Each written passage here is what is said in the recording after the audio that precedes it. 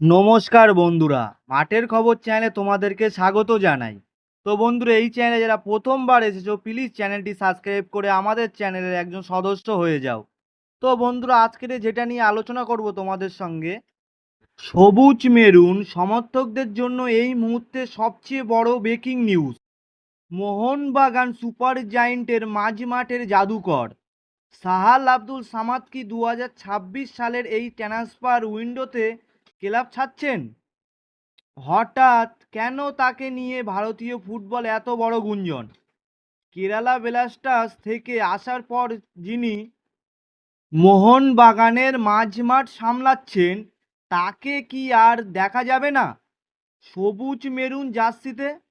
জানতে ভিডিওটি শেষ পর্যন্ত দেখুন, আর চ্যানেলে নতুন হলে এখনই সাবস্ক্রাইব করে রাখুন।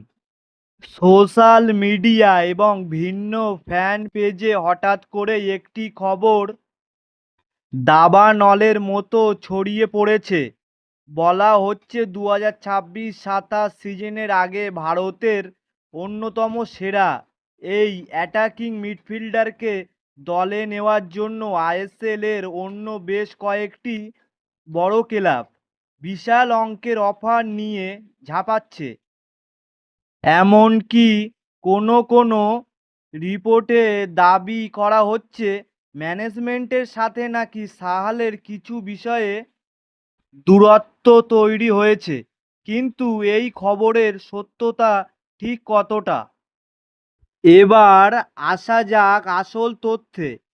যারা সাহালকে অন্য ক্লাবে দেখার কথা ভাবছেন বা চিন্তায় আছেন, তাদেরকে জানিয়ে রাখি, এই পুরো বিষয়টা কিন্তু স্রেফ একটি রিউমার বা গুঞ্জন। 2023 সালে যখন সাহাল কেরালা ব্লাস্টার্স ছেড়ে কলকাতায় আসেন, তখন মোহনবাগান ম্যানেজমেন্ট তার সাথে পাকাপাকি 5 বছরের একটি দীর্ঘমেয়াদী চুক্তি করেছিলেন। সেই চুক্তি অনুযায়ী 2028 সালের মে মাস পর্যন্ত সাহাল আব্দুল সামাদ অফিসিয়ালি মোহনবাগানের প্লেয়ার। আর এই মুহূর্তে টিম ম্যানেজমেন্টের অন্যতম প্রধান পরিকল্পনা কিন্তু সাহালকে কেন্দ্র করেই।